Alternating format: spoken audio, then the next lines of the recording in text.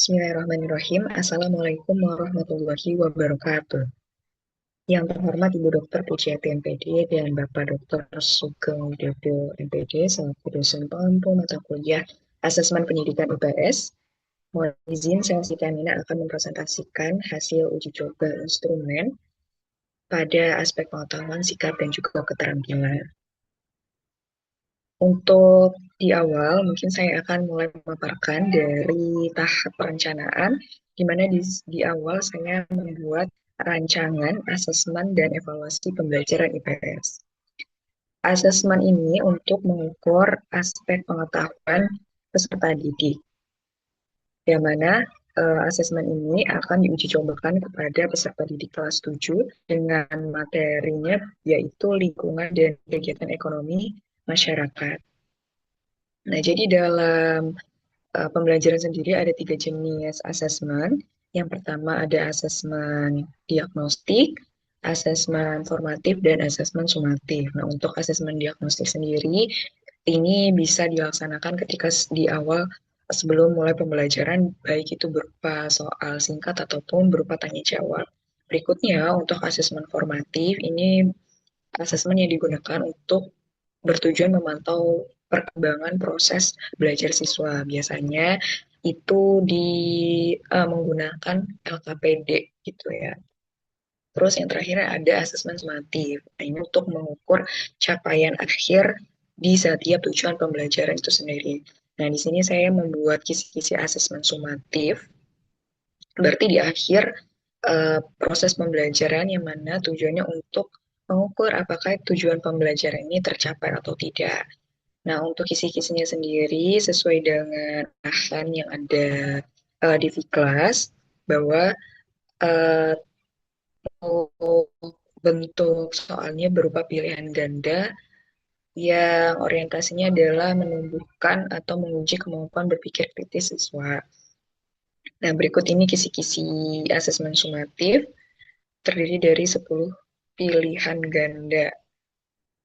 Oke, selanjutnya setelah dibuat kisi-kisi, berikutnya adalah membuat soal tes pilihan ganda sebanyak 20 soal.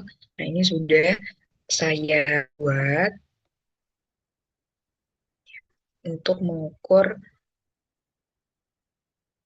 aspek pengetahuan peserta didik pada materi kegiatan ekonomi masyarakat.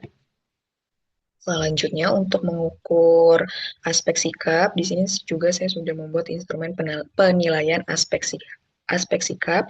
Jadi ada beberapa aspek sikap yang akan dinilai berkaitan dengan materi peran pelaku kegiatan ekonomi. Yang pertama, ada aspek peduli lingkungan, aspek tanggung jawab, kerjasama, dan toleransi ekonomi. Nah, setelah itu, di sini juga sudah disediakan rubrik penilaian observasi guru.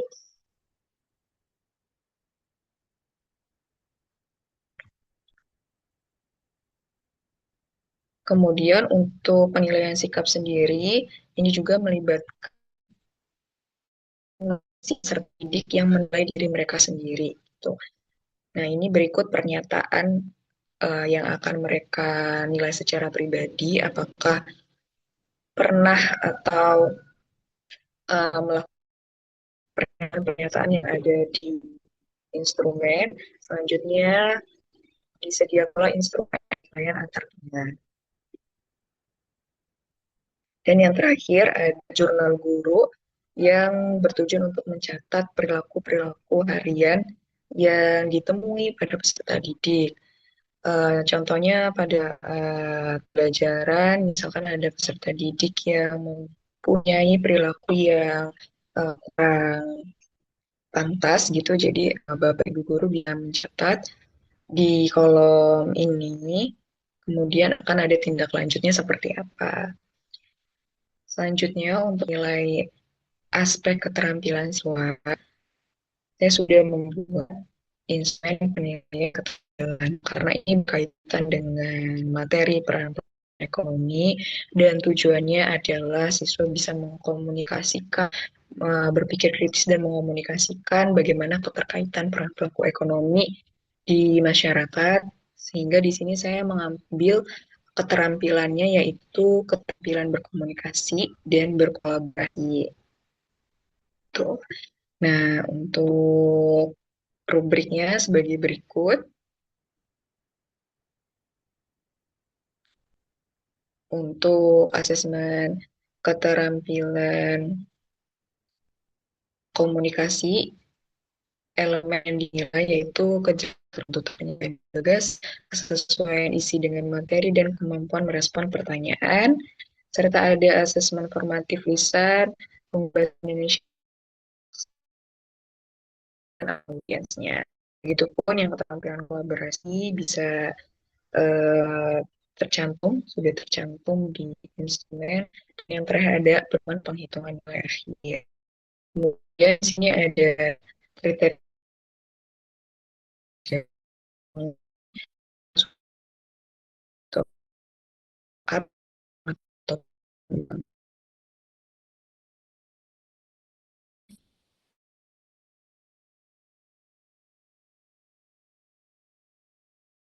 berikut ini adalah hasil uji coba instrumen pada aspek pengetahuan, yang mana uji coba ini dilakukan pada satu kelas yang jumlah peserta didiknya adalah 20 orang siswa.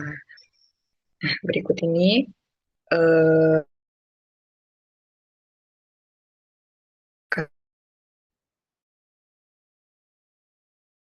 dari para siswa, kemudian setelahnya juga menguji coba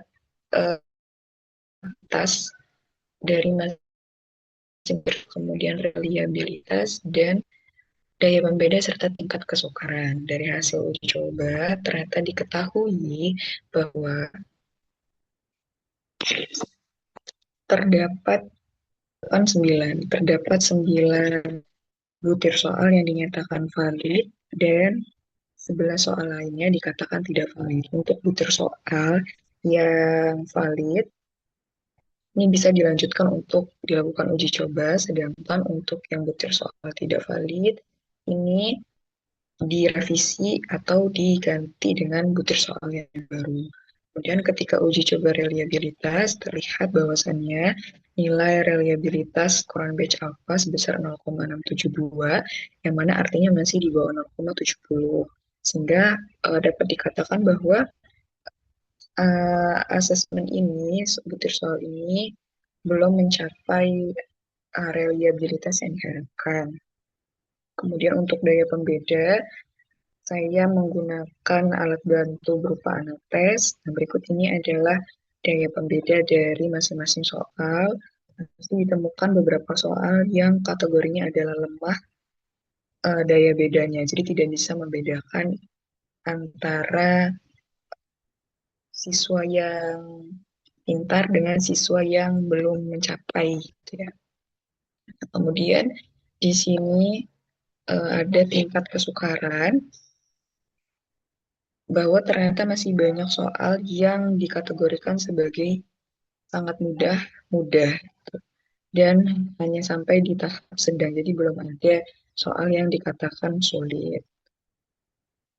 Kemudian untuk instrumen penilaian sikap, berikut ini hasil sikap dari seluruh siswa.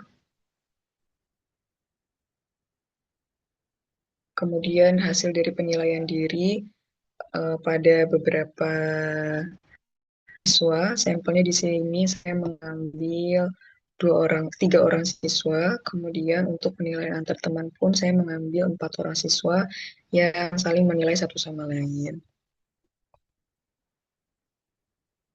Nah, berikut ini adalah instrumen keterampilan, mana kegiatan pembelajarannya adalah masing-masing kelompok mempresentasikan hasil diskusinya.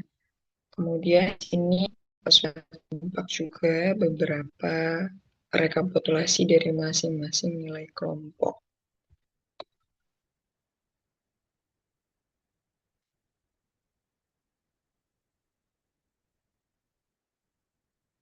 Oke, dari tahapan uji coba instrumen ini banyak sekali manfaat yang dapat saya temukan, di antaranya yang pertama eh, guru ataupun saya pribadi menjadi lebih tahu bagaimana ketercapaian hmm, nilai peserta didik pada satu materi tertentu di masing-masing anak. Begitupun juga dengan sikap dan keterampilannya gitu. Sehingga dari data yang sudah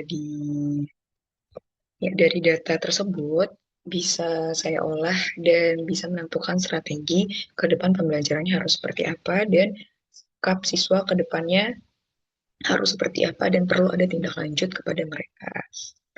Mungkin sekian pemaparan hasil uji coba instrumen dari saya. Mohon maaf apabila ada banyak sekali kesalahan ataupun kekeliruan. Saya ucapkan terima kasih. Wassalamualaikum warahmatullahi wabarakatuh.